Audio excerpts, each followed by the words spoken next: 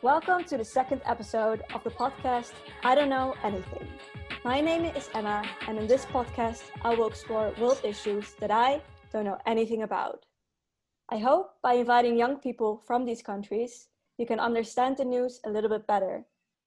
Today, I'm joined by the Sudanese Maaz Salih, who has worked for the UN in Sudan and is currently working at the NHS while at the same time studying human rights law at School of Oriental and African Studies in London.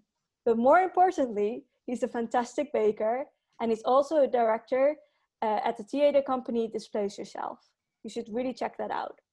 Welcome, Maaz. Thank you so much for joining us today. Thank you, Emma, for having me. So let's just dive in. I don't know anything about Sudan. Could you provide me a quick general background on Sudan as a country? Yes, so Sudan is a country located in Northeast Africa. Sudan is bordering 7 countries, Libya, Egypt, Chad, Central Republic of Africa, Eritrea, Ethiopia, and Saudi Arabia and South Sudan. Okay. And you just said like how if you don't count South Sudan, it was like less countries they bordered. There was a separation between Sudan and South Sudan. Can you tell me why they separated? Yes. So before the separation, Sudan used to be the largest country in Africa in the Arab world as well. Oh, wow. Bordering 9 countries. So it was as big as Western Europe, and it's like estimated as 15 times France. But yeah, and 2005. So there was a war going on between Sudan and South Sudan, which is now South Sudan as a country. But we had a civil war going on for many years, and in 2005 we had a peace agreement with South Sudanese opposition. Mm-hmm. And part of that agreement signed in 2005 was to give South Sudanese the right for self-determination through referendum, okay, which was successfully conducted in 2011. Mm-hmm. And South Sudanese massively voted for separation. And the country was officially separated in July 2011. And it's the youngest country in the world now in the United Nations, South Sudan. Mm-hmm. Yes. So was the reason that they separated and also the reason for the war that they wanted to be autonomous, or was there another reason why there was a war between Sudan? So South Sudan has been really disadvantaged like since early ages during when the British were colonizing Sudan. They neglected South Sudan mainly, and because most of the northern tribes in Sudan welcomed the British and the colonials, or at least they tolerated their presence, while South Sudanese were quite rebelliant and they fought against that. Well, whole Sudan fought against it, but for some reason they neglected South Sudan, and they end up being disadvantaged in so many ways. Also, it was kind of a consequences of the colonial history where they used this divide concrete, and South Sudan has been neglected even after Sudan got their independence in the 1956. So this war started as ethno-religious conflict between the African Christian South Sudanese and northern Muslims, northern Sudanese. And both parties affected by the war. However, South Sudan been affected the most by the conflict. And then until after years of fight, and we had this peace agreement in 2005. So Sudan itself is mostly or majority Muslim, and then South Sudan is majority African tribes, or? Yes, there's still, well, personally, I feel like we are African, but historians and a lot of Sudan is interesting country in so many ways. They're Arab, they're Muslim, there are Christians, there are Africans. It has a lot of hundreds of tribes and dialects spoken in Sudan. So it's hard to have like it's hard to label them into two categories. And that was mainly the reason of conflict, even in other parts of the regions in Darfur, in East Sudan, because it's a lot of these regions consider themselves as a separate nations, and they have their own identity and they have their own history, and that goes beyond the current politics. It goes to 2500 BC, like the Karma kingdoms in Sudan and the Kush, which were great kingdoms in back in the day, in the era in Sudanese history. So basically Sudan is kind of a mixture of all different groups or different like old kingdoms then together and now formed as one country. Exactly. Yeah. So with this in mind, I read on the news that there were protests rising up again in Sudan. Could you tell me why there are protests right now in Sudan? Well, it started April 2019. Sorry, it started in December 2018, where people it started as a civil unrest. People demanded political change, but there was also competing priorities for the prices of bread and the prices of fuels were increased. People were struggling with the paying for living, but also there was a high demand for political change because the previous regime was in power for 30 years, and they came to power through military coup, which we haven't had a proper election. I mean, we had an election only in 2010, and that was the first election after 25 years, where Sudanese were able to exercise a basic democratic right to elect a president. And it was not very, according to many Sudanese, we believe that it was biased. It was not a very transparent election. And the previous South Sudanese president, who was removed by the Sudanese, had to rally for his campaign to change the constitution to be able to elect for another term, and that made people angry. So a lot of these reasons contributed to the whole uprising, and we successfully removed the regime. Like 8 million people marched in the street on the 11th of April 2019. And it was a decision made by the military council to remove the president. And I have to say that South Sudanese women were on the front line of the uprising, and they are the one who actually led the protest and made that change. And so they organized the community to start protesting, or did they start initiatives to make people protest? So the protest was initiated by the Sudanese professional associations, and it's a group of professional associations of doctors, journalists, teachers, workers, civil society, political parties as well. And they get together, but it was mainly led by Sudanese women. That was very obvious on the street. They are the one on the front line, but also the one who coordinating.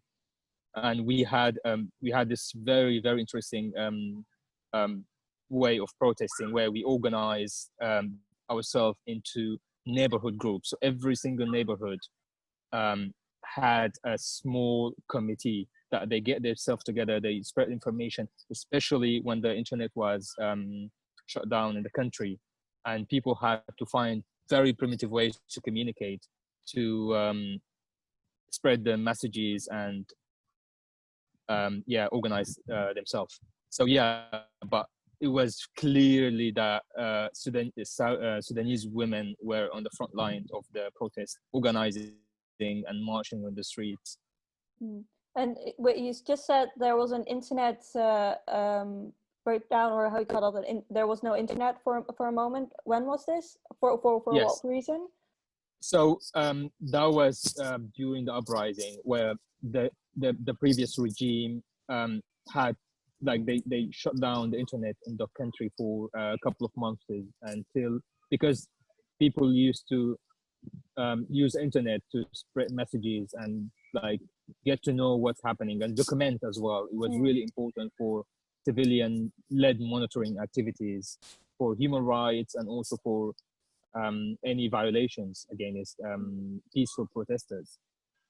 So that also, like, there was no presence of international media because it was brutal. There was tear gas. There was like they were firing on protesters. A lot of people being killed on the streets. Yeah, so it was an attempt to isolate Sudan from the rest of the world, so they could do whatever they want. But one thing that helps Sudanese to achieve what we have right now is be like a peaceful protest. So it was really peaceful, and that was the chant that we used to remove the regime. It's like peaceful. We need peace. We need political change, and that's what we got. And so the regime changed. When did the regime change? It was in 2019, you said? 2019, April 2019. But why are the protests then now if the regime has stepped down and there's a new regime that has taken place? So after that, there was, of course, the military council took control of the country, but then they had to negotiate. The negotiating committee was part of Sudanese civil society and Sudanese Professional Association, and they got their legitimacy from the streets and from the protesters on the street who were supporting them. So we had to be actively involved on the street to support the negotiating committee. Otherwise, it would be another political group, right? So after that, they managed to negotiate a deal, which allowed so our demands were a civil government. That was a civil democratic government. We don't need military persons in power, but they had to negotiate their terms, and we managed to get a good deal. I think for me, I would say it was a fair. Otherwise, we wouldn't have made it to transition. It could have been blocked. So we're sharing the power right now. So 67% of the council are civil, and the rest are military.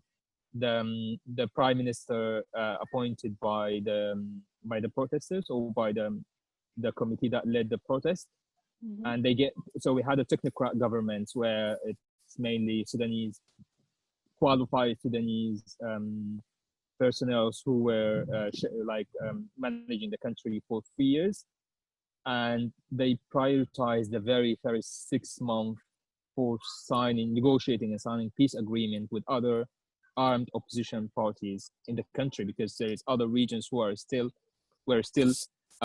fighting the regime. But because the regime was removed, they have to be invited to negotiation tables to be to discuss their demands and their needs. And they were quite at the beginning they were quite reluctant to join that, because the idea of sharing the power with the military, and of course the previous regime invested in like dismantling all the Sudanese associations in the country and made them affiliated to the previous regime. So but we had to start at some point, and fortunately after 7 months of negotiation, they agreed to sign a peace agreement. It was actually meant to be signed 2 days ago, but for some protocols and arrangements, they delayed signing the ceremony for that. But I think we're gonna have that very soon, and that means a lot to Sudanese people around around Sudan. It means a lot. Also, that is related to Sudanese international affairs. The U.S. sanctions imposed to Sudan. And of course, that's because of the behavior of the previous regime. who interfered and supported terrorist groups in the region is conditioned on signing peace agreements with and encouraging civil society to practice freedom of speech, freedom of expressions, and that also one of the conditions that the U.S. Treasury stated that Sudan has to meet these conditions to be lifted from these sanctions, and that also means more like economic growth, means more international corporations. So these protests, I think it was 2 weeks ago, a week ago, were just to sped up the process of like transitioning. That was like mostly why they were protesting, or? Yes. So yes, there was a protest in the last couple of weeks, and it was mainly to first of all, I think it was good practice. I think it's good practice to exercise that right. Like it was never possible for Sudanese to protest in the streets and demand change without being condemned by the police or being tear gassed or oppressed. So that was one thing. The second thing was there was a demand to political reform. There was a lot of agendas that's been promised by the technocrat government, but they've never been met. So it was kind of a gentle reminder to the current government to reassess their performance for the last 6 months, and and identify a clear roadmap for the policies and for the changes they promised. And there was immediate actions by the Prime Minister's government, Dr. Abdullah Hamdok. He's an economist and he is a very smart person. And after all, he was supporting the revolution before, and he was the right person at the right place. And I personally support him and his cabinet. He immediately called for an urgent meeting, and there was, after that, the inclusive of their meeting was 6 of the ministers resigned, and he also 6 and 7 actually. The Minister of Health was being the 6 were resigned, but the Minister of Health was he was asked to leave actually by the Prime Minister and the Council. So that was one of the demands being met immediately. Like I think it was a 1 week, if I'm not mistaken. So that was really good.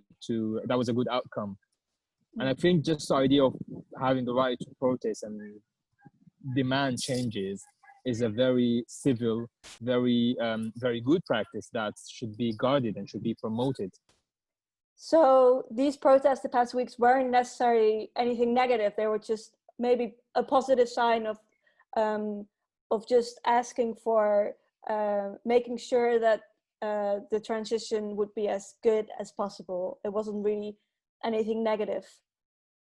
No, that was it was mainly to support to remind the government of promises they made and accelerate the agenda of the current government. So it's not actually like to remove the regime or to remove the current government or that, because it was elected by these people, and the process was quite fair and satisfactory for a lot of the Sudanese. But it was just a gentle reminder to the agenda that we all agreed upon. So can you tell me a little bit as well about the experience of young people in Sudan today? The experience of what you have, of course, as well in Sudan? Well, yeah, young people in Sudan, they like, for people who are under 20s at the moment, or even younger, like adolescent, they grow in a regime or in a country that's been they've been oppressed by their own governments. There was a clear division between boys and girls, men and women, in the schools, in the markets. There was like social life, and that was not something that's something new. Like we've never had it. Like maybe like 30 years ago, it was different. Sudan was a different country. We used to have our own identity, but they impose a really very strict Islamic principles. When I say very Islamic, like it's not like Saudi Arabia or very very strict, but also like it's something that's not was not part of the society, if that makes sense. Sudanese are Muslims, but also we have Christian Sudanese, we have Sudanese who have different religions than Christianity and Islam. And the previous regime did not respect that. And I think a lot of their policies kind of compromise human rights and its universality. So the young Sudanese grow up in that, and women again being disadvantaged by that because of most of the laws and regulations were not in favor of young Sudanese women. There was a certain dressing code. I remember when I was at university, there was my female counterpart, they have to queue to get their uniform checked, and that matches certain criteria. And yeah, so it was not practical, it was not nice. But however, the young Sudanese still managed to strive and educate themselves. I mentioned, I think, in a previous conversation that we have been sanctioned and we are in every blacklist, almost every blacklist in the country. It's really hard for a young Sudanese to leave the country for a holiday, even if they could afford that.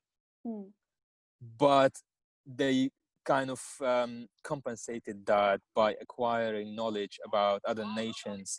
So you find young Sudanese are genuinely interested in other cultures and nations, and they read about politics in Latin America and in China and in Europe, and of course like in America, because we have been affected by that. So that was their way of acquiring knowledge and understanding of the world we live on and have perspective.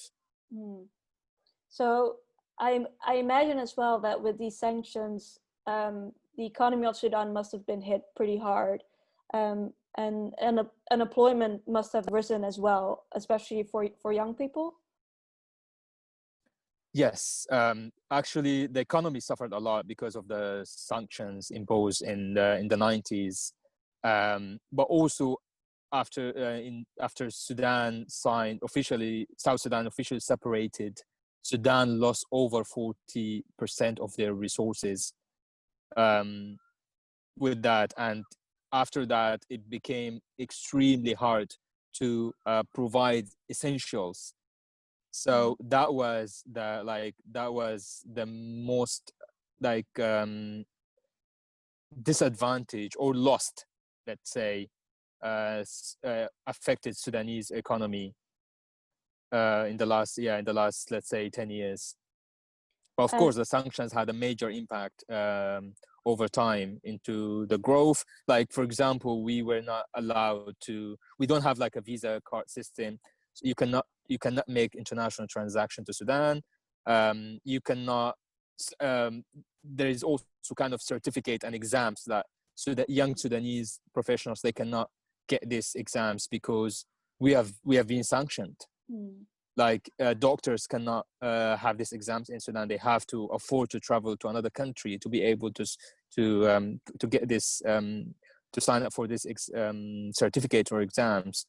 So it's actually blocked the Sudanese people from the rest of the world.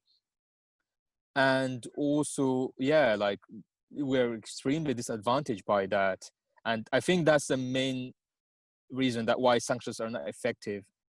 It does limit the probability of the country or of the regime to get armed and buy weapons and do any other shady transactions. But I think in the case of Sudan, it's mainly increased humanitarian suffering and made South Sudanese suffer the most. And so the war with South Sudan has ended, right?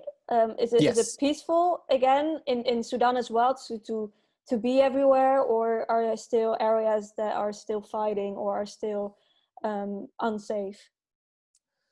Well, there is still other regions of Sudan which is not safe.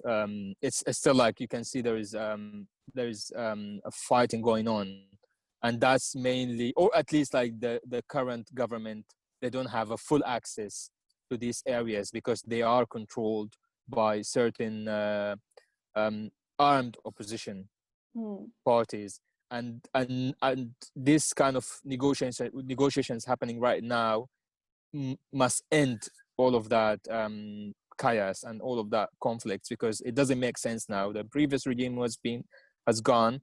Now it's time to negotiate and sign peace agreement and share power and share the Sudanese values. But it's still, it's not 100% like over in part of the regions, but people have to find their way through. Like they still get married and have babies and start in business and live life. They don't stop their lives, of course. Like it's there is no city or country that they have zero crime, but Sudan is also a lovely country. Beyond that, I think it's fair to say that Sudan has a lot to offer, and it should be mentioned on the news for the other good reason, not only the war. Because, for example, for me, where I grew up, and I grew up in East Sudan, like it's an agricultural town in east of Sudan. I also moved around, and I lived in the capital, and I worked there when I went to university, and worked for like 8 years. I've never seen any armed conflict. I've never involved. Like I lived a really joyful childhood, and until I grew up, and my adulthood as well. Like I moved from Sudan when I was 30. It was peaceful. Like it was nothing that, like, it's peaceful. Like I've never experienced a major threat, and every single day, like in my life. Yeah, so it's safe to be there. It's safe to visit, and yeah. So I know you're a Sudanese refugee. Could you tell me about the experiences of Sudanese refugees?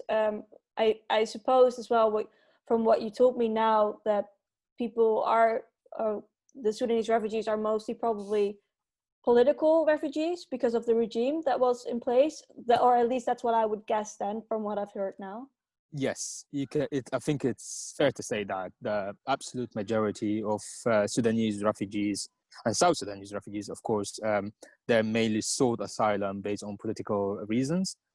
But yes, it's actually hard. I could only relate to myself and people around me, like in the United Kingdom, where I live now. It's different, and not in a good way. Like, I think the idea of being a refugee itself, it has a lot of connotation. It implies a lot. Being away, it's a refugee is extremely vulnerable person in so many ways. You come to the country, and you need to prove that who you are, something that you lived with for the whole life, your whole life. You actually have to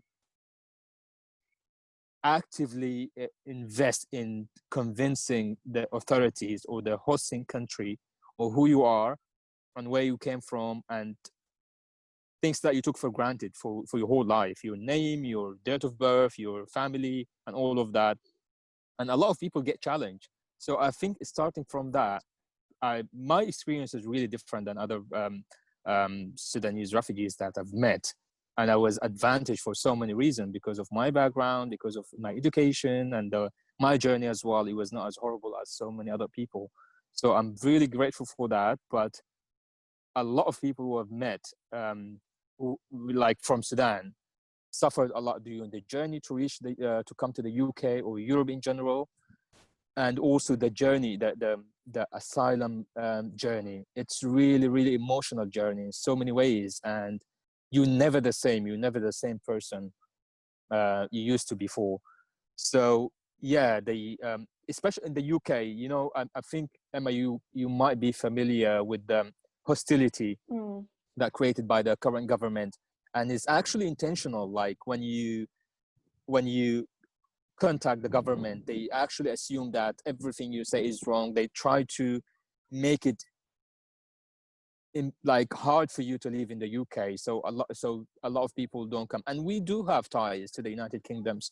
Sudanese love being in the United Kingdom for so many reasons, regardless of seeking asylum, which is, I think, it's a legitimate human right, and everyone should have the right to claim asylum any over the world. That's something we need to have. That's something we need to agree on. But other than that, Sudanese love to come to the UK, and they really fascinated by the culture. And we do have a lot of ties. Like they colonized Sudan for many years, and they imposed a lot of. They invaded their culture. They invaded our history and heritage, and it's acceptable for Sudanese to be around here. But refugees, South Sudanese refugees in the United Kingdoms, a lot of them are struggling a lot in so many ways. And like when I came, I remember I've been sent to northeast of England.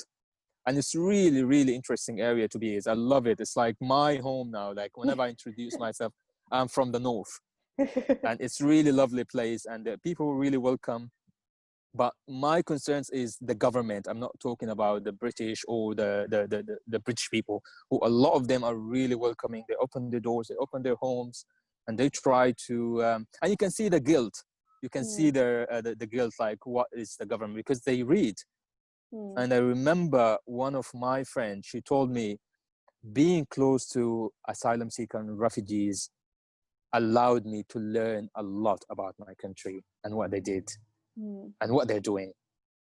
So it's also an opportunity for Brits and for European to understand how this policy is affecting other people. Like it's really important when you vote for government, just try to read their manifesto and see what they do to migration. Migration, a lot of civilizations being formed and grow because of migration. Like you cannot stay in one. People travel, people need to explore. It's human nature. And people, it's, for a lot of people, they take it for granted. But I wouldn't leave my country if I had a really comfortable life. I had a family. Nobody wants to leave their families. Nobody wants to leave their comfort zones there, and at least they need to plan to leave it, not like just leave without any preparations and they come to another country. So in a sense, yes, they are extremely vulnerable. They need support, they need compassion, they need refuge. That's a basic need. But also, Emma, it's really important not to limit refugees from all backgrounds to the basic needs like water, shelter, hygiene. That's if you did, that's when you start dehumanize them. That's what it's like. That's what you need. You need to eat, you need a house, you need to live, and that's your basic need, which is not. They're beyond that. A lot of people who come, they bring something with them. That's something always emphasize on. Refugees and migrants, they bring something with them. And the idea of people who, that's like, oh, not all refugees are like illiterate or not educated. There's like these brain surgeons. Like I think I mentioned that before. Like it's almost like a refugee binary. Like there is the brain surgeon from Syria or from Iraq or from West Africa, but then there is like the poor refugee who doesn't speak English. And that's also all like doesn't speak the language. Of course they do. You don't speak their language when you come to visit. You try to find their way, and people really hospitable. I don't know if you or someone who's been to Africa. People really genuinely interested in someone coming from abroad. And when they come here, they expect that welcome or that they expect the host community to connect. There is a lot of needs and a lot of potentials as well. I would Mm, say is try to connect with people. Don't make assumptions. Speak to mm, them, approach them, and you will find them really, really lovely. And they want to. And integration is a two-way thing. You mhm, cannot expect people to integrate if you are blocking them yourself. And I told you I had a really interesting experience when I came to the Netherlands. Young mm, people genuinely seem interested to get to know, and I think language also is the key. mm. Like the way you conduct yourself and the way you speak to people will make you quite approachable. So I don't know, maybe someone else will have a different experience in the Netherlands, but for me, yeah, there was really interesting experience. I could be tourist, I could be anything, but I really enjoyed my time, and I Mm. think like people just get to the very basic human interactions, and they want to connect and they want to talk and they have a lot of questions.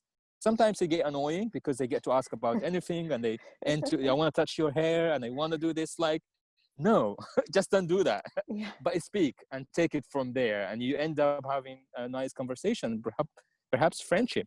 Mm. Yeah. So you briefly stated as well that Sudan was a a British colony. Do you think that the colonization of Sudan has also impacted the regime that was in place the last 30 years? Yes. So Sudan like had its independency, and like they start like Sudan start getting self governance and independency on the early or mid 20th century, 1953 and 1956, where the British actually left, but they Mm, left a legacy.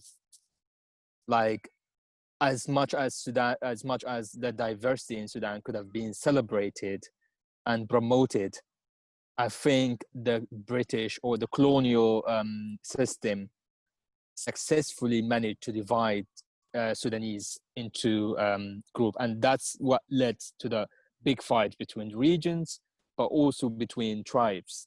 So there's a mm, lot of tension going on, especially in Sudan.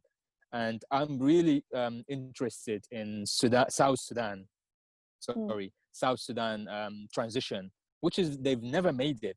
Like they had their country in 2011, mm, and before that they were preparing for the outcome of the referendum, but they've never made it. And mm, South Sudan, for the international community, and I remember I was working for a project in Sudan, which is like North South movement. We're helping northern Sudanese IDBs because they are not refugees. They are welcome to their country, but they just lost their estate, their nationality. So they were extremely vulnerable in the north of Sudan. And it was a massive migration to their home country, which is, it's not their home country, but it's technically it is. They're born in the north, but they belong to tribes which live in South Sudan. mm, And it was really, really emotional, and it really complicated logistically, but also politically for South Sudanese to start up their own country and build their infrastructure, their civil society. And because of the deterioration of security and the conflict that initiated by, as a consequences of the colonial history, this transition never happened. It was mm, blocked. And I don't think South Sudan will make it. mm. Like, speaking about the fact about the current situation, I'm really not optimistic about it if they will even move to another faith and try to build their own country, which I genuinely wish them the best. Mm. Um, so you sound very positive about Sudan itself transitioning into this new government. Do you? I mean, there are so many different tribes right now in Sudan, as you told me. Do you think that will that not make it more difficult now with a democratic government, uh, or trying to make a democratic government for tribes not to take over power or try to take over power? Um, the reason behind me being optimistic about that is the the level of awareness Mm, and organization that Sudanese showed in the last year. is unprecedented. Mm. I almost wake up and it took me like an hour to understand that the current regime has been removed. We've never thought that would happen, because they were integrated and they were in every single neighborhood and every household. So that change gave us a hope, and we need hope. Yeah. We need hope to move on and move forward, but also we need a proper planning. And I think we are in the right path. We are doing as the current government. They're not perfect. They inherited a country like, and which with a lot of problems as well. Like the economy is collapsed. There is a lot of civil war and like conflict going on. If they need to prepare the country, like provide basic competing priorities and needs, but also they need to provide the atmosphere or the environment for a political change. We need to exercise that rights. Like I've I only voted once in my life. I'm 33 years old and I've already voted once in my life. We've never had an election. Wow. And that is a need. That is as important as the need for food, for that. We need to start that. So the current government is, so far, they're doing great, and it's evidenced by the changes and reforms being done to the justice system, to the legislations, to empowering women, to contributing to the sustainable development goals. And the vision itself is really promising. Like earlier this month, the government announced a very, very like unprecedented reform in the justice system, that they abandoned FGM, or they criminalized practice of female genital circumcision in Sudan. And that was, for me, is really personal and very emotional to hear that it's actually been, because I joined United Nations Population Fund in 2012. And I remember I was talking to one of my colleagues, and there was like a project to draft this law, and everyone was being negative. I was like, no, it's not going to happen, but we have to do it. There's a lot of work. So we operated in like very toxic environment where there was like the anti-FGM campaign, anti-family planning campaign at the parliament of the previous regime.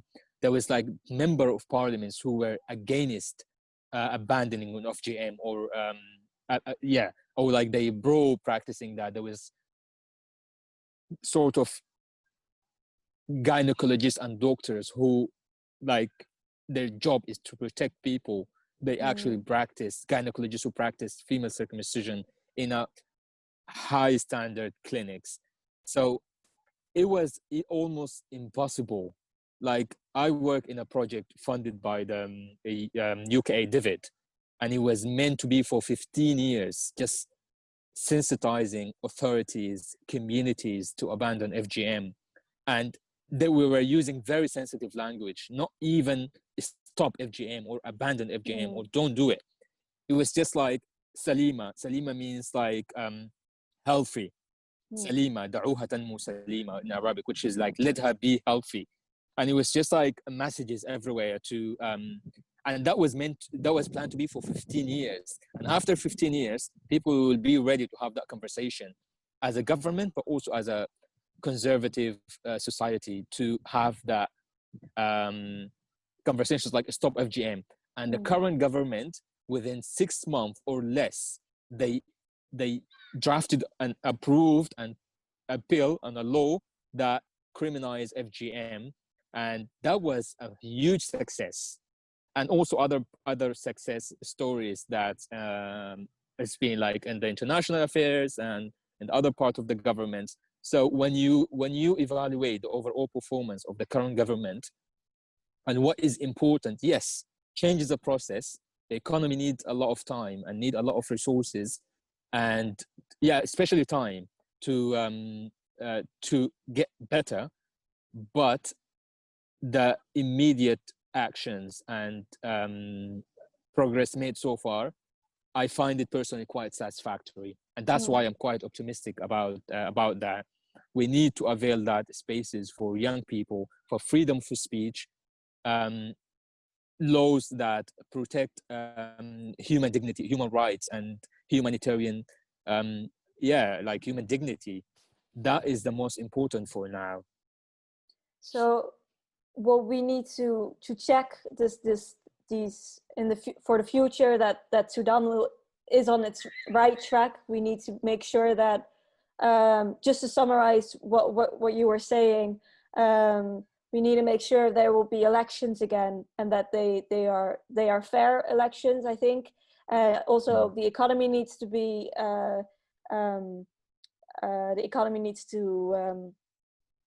get better like again. grow and get better. We need to give it time as well, what you said. Anything else that I'm missing that we need to check if we read the news that these things are happening in Sudan, to make sure that it will improve its future? Yes. I think the key is having election on time, preparing vote education, preparing all the preparations for election in Sudan, having like a general election in the country is a key. That that means that this is the most important thing, because this government is not elected; they are appointed, and people kind of they take them with a pinch of salt, because we have to start somewhere. So, but we need to be able to elect. We need to allow freedom of speech. We need to allow political parties to present their programs and their manifesto. And if there were no freedom of speech, there were no rights to protect civil society, people will not be able to operate. This will be blocked. So I think having election on time is a key to measure the success and progress of the current government. The economy will need time. I'm not an economist, but I think you cannot operate under sanctions. Even humanitarian aid directed to Sudan is limited to very, very basic emergency medical supplies, emergency funds for certain areas, not even development, like development of building clinics, infrastructure, supporting the civil society, supporting the country. That funds, even we are exempted from that. We are only exceptions only made for very, very urgent humanitarian needs determined by certain criteria, which is not fair. Like for the government, there's a lot of funds. There's like we cannot even borrow money from the World Bank because of that. And we are a rich country in terms of resources, human resources, water, minerals, oil, a lot of that.